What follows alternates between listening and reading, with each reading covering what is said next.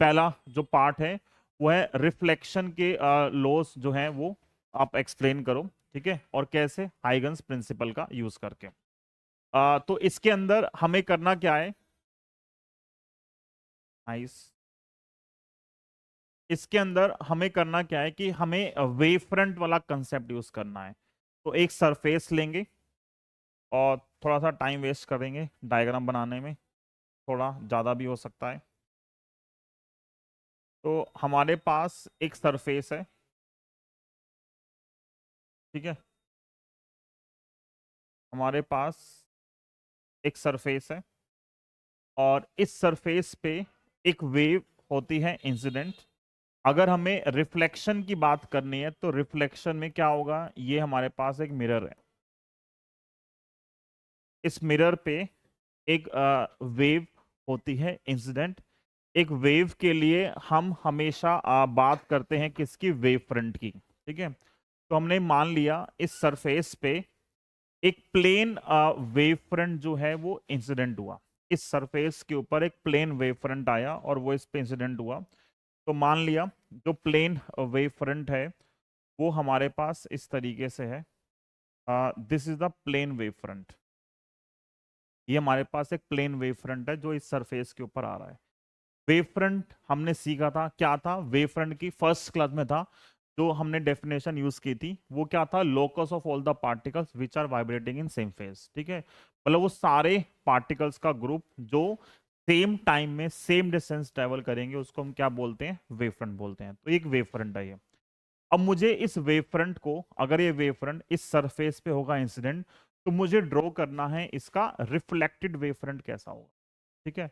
हालांकि हमने ये 1 मार्क्स में डायरेक्ट क्वेश्चन किया था, वैसे हमें पता है पहले से ही, अगर मैं ये कंसेप्ट ना यूज करूं और मैं डायरेक्ट बोलूं तो हमने ऐसे लिखा था कि मान लो ये वेव फ्रंट है, तो एक रे ऐसे आएगी, एक रे ये आएगी, दोनों रे रिफ्लेक्ट होंगी, इधर जाएंगी, और ये मेरे पास क्या आएगा, रिफ्लेक्टेड वेव फ्रंट आएगा। लेकिन अब मैं इसको थोड़ा सा और डिटेल में फंडामेंटल तरीके से ड्रॉ करना चाहता हूं, ठीक है। तो क्या किया हमने, इस रे पे हमने यूज किया क्या, इस रे पे कुछ हमने रेज यूज की जो इस वेव फ्रंट पे आती हैं। अगर ये wave front plane wave front है तो रेज कैसी आएंगी इस पे, नॉर्मली, नॉर्मली मतलब कैसी आएंगी इस पे, पैरेलल रेज आएंगी। तो मैंने यहां से स्टार्ट करते हुए 2 रे चूज की जो इस पे आती है नॉर्मली। इस पर नॉर्मल क्या आएगा, ये क्या है इस पे, नॉर्मल है इस पर नॉर्मल, ये लग रहा है काइंड ऑफ, या ठीक ही लग रहा है, ये इस पर नॉर्मल है, ठीक है। मतलब ये जो एंगल है वो 90 है, और एक रे मैंने यहां से चूज की तो इस पे नॉर्मल है, ये भी क्या है इस पे नॉर्मल है। ये 2 रे आ रही हैं तो इस पे नॉर्मल है, बट ये लग रही है नॉर्मल, हाँ थोड़ी सी कम लग रही है, अब ज़्यादा ठीक लग रही है, ठीक है। ये दोनों इस पे नॉर्मल है। जब ये, ध्यान ध्यान दो, इस पॉइंट से जो एक रे आ रही है, जब ये यहां से स्टार्ट कर रही है और ये इस पॉइंट तक पहुंची, मान लो ये एयर में ही मूव कर रही है या वैक्यूम है, ठीक है। तो एयर में इस लाइट की स्पीड क्या होती है, स्पीड ऑफ लाइट। तो मान लिया टाइम टी में ये पॉइंट ए और ये पॉइंट है बी, इसने टाइम टी में यहां से यहां तक डिस्टेंस ट्रेवल की, ठीक है। तो डिस्टेंस कितनी लिखोगे, अगर इसकी स्पीड सी थी और टाइम लगा टी, तो यहां से लेके यहां तक की डिस्टेंस कितनी आएगी, सी टी आएगी। तो जो पार्टिकल यहां से स्टार्ट हुआ उसने यहां से लेके यहां तक डिस्टेंस ट्रेवल की कितनी, सी टी डिस्टेंस ट्रेवल की। तो जो पार्टिकल यहां से स्टार्ट होगा वो भी टाइम टी में कितनी डिस्टेंस ट्रेवल करेगा, सी टी।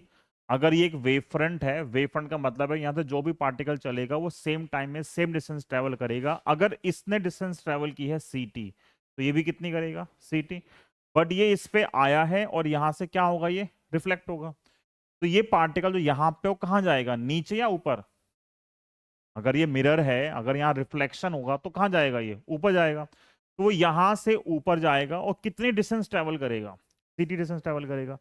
तो मुझे वो सीटी डिस्टेंस निकालनी है। अब कैसे निकालूंगा, लॉजिक क्या है निकालने का, ये डिस्टेंस सीटी है तो मुझे ज्योमेट्री का यूज करके एक सीटी डिस्टेंस चाहिए। तो ज्योमेट्री का यूज कर सीटी कैसे लोगे, आर्क लिया, कितनी डिस्टेंस का, ct का, और यहां से मैंने एक ct डिस्टेंस का एक आर्क लगा दिया। कितनी डिस्टेंस का, ct डिस्टेंस, ठीक है। ये जहां भी आर्क लगेगा वो डिस्टेंस कितनी होगी, यहां से वो डिस्टेंस ct आएगी। उसको मैंने इस पॉइंट से टेंजेंशियली ज्वाइन कर दिया, क्योंकि मुझे पता है जो भी ये डिस्टेंस आएगी, कौन सी डिस्टेंस, ये डिस्टेंस, ये इस पे हमेशा क्या होगी, नॉर्मल होगी। तो ये मुझे क्या देगा, तो ये आया है इस रे पे नॉर्मल, रे पे जो नॉर्मल आएगा वो मेरे पास क्या आएगा, वेव फ्रंट आएगा। ये मुझे क्या मिल जाएगा, रिफ्लेक्टेड वेव फ्रंट। अगर ये है इंसिडेंट वेव फ्रंट, तो इस पार्टिकल ने डिस्टेंस ट्रेवल की ct, तो जो यहां से ट्रेवल करेगा वो भी कितनी करेगा, ct। तो ct का एक आर्क लिया, उसको ज्वाइन किया, और मुझे क्या मिल गया, रिफ्लेक्टेड वेव फ्रंट मिल गया। और अभी डायग्राम गंदा बने, इसको ठीक करेंगे अभी, ठीक है, समझ में आया लॉजिक। पर जब हम बनाते हैं तो हमें पता है ऐसा ही मिलने वाला है लॉजिकली, तो हम पहले से ही इक्वल डिस्टेंस लेकर उसको ड्रॉ कर लेते हैं और बाद में आर्क लगाते हैं जब हम ड्रॉ करते हैं पेपर के अंदर। लॉजिक ये है कि यहां से आर्क ct ली, उसका एक आर्क लगाया, उसको ज्वाइन कर दिया टेंजेंशियली, वो मुझे क्या देगा, रिफ्लेक्टेड वेव फ्रंट देगा। पर हम पेपर में ऐसे बनाते नहीं है, ऐसे गलत बनता है। पेपर में बनाने की ट्रिक क्या है, पेपर में बनाने के लिए हम पहले ही वेव फ्रंट ड्रॉ कर लेते हैं। पहले ही मैंने क्या किया, यहां पे वेव फ्रंट इसके सिमेट्रिक ड्रॉ कर लिया, अप्रोक्सीमेट सिमेट्रिक। तो देखो ये इतने डिस्टेंस पे है, तो हमने यहां पे पहले ही इसके बराबर यहां पे एक वेव फ्रंट ड्रॉ कर लिया, ठीक है। इसके सिमेट्रिक, लग रहा है सिमेट्रिक है, नहीं लग रहा है सिमेट्रिक है, क्यों नहीं लग रहा, हाँ बोल देता। अब अब ठीक है, ये काम ऐसे क्यों करता है कि ये वापस ना जाए।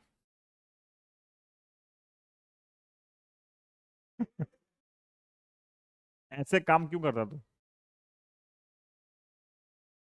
हाँ।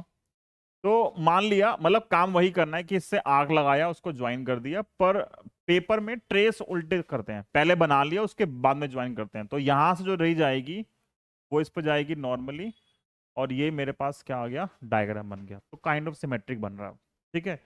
तो दिस इज ए बी, क्या है मेरे पास, ए बी क्या है मेरे पास, इंसिडेंट वेव फ्रंट, और ये ए डैश बी डैश, ये क्या है, ये क्या बन गया, ये बन गया रिफ्लेक्टेड वेव फ्रंट। तो 2 मार्क का क्वेश्चन आता है, लो प्रूफ करना है, तो उसमें 1 मार्क सिर्फ डायग्राम बनाने का है, ठीक है। इसमें जो येलो वाले हैं वो हैं वेव फ्रंट, और जो व्हाइट में है वो हमारे पास क्या है, जो व्हाइट में है वो है रे। एक रे इधर गई है, वैसे अगर देखा जाएगा तो अगर मैं यहाँ ड्रॉ करूंगा नॉर्मल, तो रे यहाँ से इधर जाएगी आगे, जो रे यहाँ से आई है ये नॉर्मल है, ये रे इधर चली गई, ठीक है। तो इसको हम लिख सकते हैं यहाँ पे कि जो ए बी है, ए बी क्या है, A B is incident wave front, और ए डैश बी डैश क्या है, A dash B dash is reflected wave front, ठीक है। पहला पार्ट तो ये हो गया कि आपको डायग्राम बनाना है, ठीक है। सेकेंड पार्ट यहाँ पे ये है कि हमें प्रूफ करना है साइन आई और साइन आर, ठीक है। हमने साइन आई साइन आर पढ़ा है, मतलब आई और आर जो पढ़ा है वो पढ़ा है रे के साथ। अभी मैं सेम चीज ड्रॉ कर रहा हूँ किसके साथ, वेव फ्रंट के साथ। तो देखो वेव फ्रंट कितने एंगल पे इंसिडेंट हुआ है, ये जो ए बी वेव फ्रंट है, इस ए बी का जो एंगल है, ये एंगल पूरा, ये एंगल कितना है, आई, और ये है रिफ्लेक्टेड वेव फ्रंट, तो ये एंगल कितना है, आर। मुझे प्रूव करना है ये आई और ये आर क्या है, सेम है। आई क्या है, आई क्या है, एंगल ऑफ इंसिडेंस, और आर क्या है, एंगल ऑफ रिफ्लेक्शन। अब अगर आपको डाउट आए कि आई और आर तो रे के साथ बनते हैं, तुम चेक कर सकते हैं यही आई और आर रे के साथ भी बनेंगे। हमने पीछे भी प्रूफ किया था ये, देखो कहाँ पे, रफ पे बनाए, एक बार यहाँ पे रफ में ट्राई करते हैं कि आई आर सेम क्यों होंगे।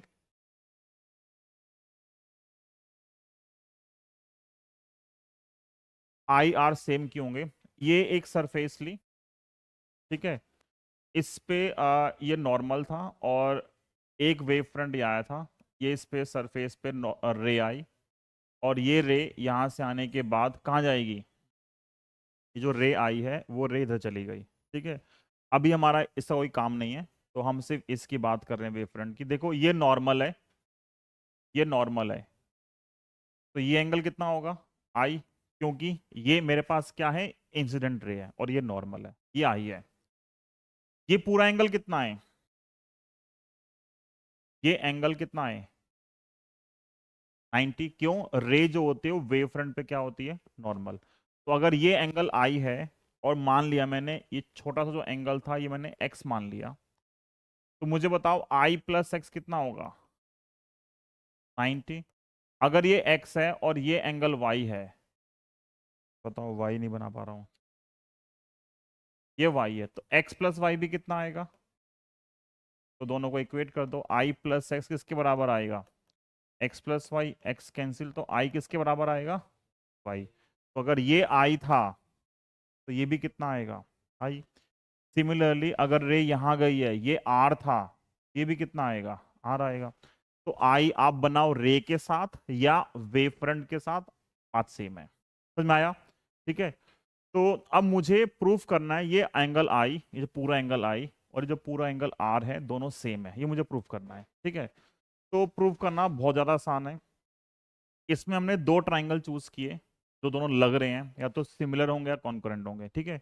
कौन कौन से ट्राइंगल लग रहे हैं, एक ट्राइंगल है ये ए बी और बी डैश। तो इन ट्राइंगल ए बी और B dash, triangle A B और बी डैश, और ट्राइंगल ए के कॉरस्पॉन्डिंग ए डैश है, जहां बी था वहां पे क्या आ गया, बी डैश। तो ए डैश, बी डैश और बी, ठीक है। इन दो ट्राइंगल में देखो क्या कॉमन है, बी बी डैश दोनों में कॉमन है, ठीक है। ये जो एंगल है, एंगल ए और एंगल ए डैश कितना है, दोनों एंगल कितने हैं 90। और देखो ए से लेके जो बी तक की डिस्टेंस है वो कितनी है, सी टी, और ए डैश बी भी कितना है, सी टी। तो ए बी और ए डैश बी दोनों कितने हैं, सी टी। तो दोनों ट्राइंगल क्या हो गए, कॉन्करेंट हो गए। तो अगर ट्राइंगल कॉन्करेंट होंगे तो क्या आएगा, triangle A B B dash congruent to triangle A dash B dash B. अगर दोनों ट्राइंगल कॉन्करेंट है तो क्या बचा, तीनों एंगल क्या होंगे, बराबर। तो angle A B B dash, angle A B B dash किसके बराबर होगा, ए डैश बी।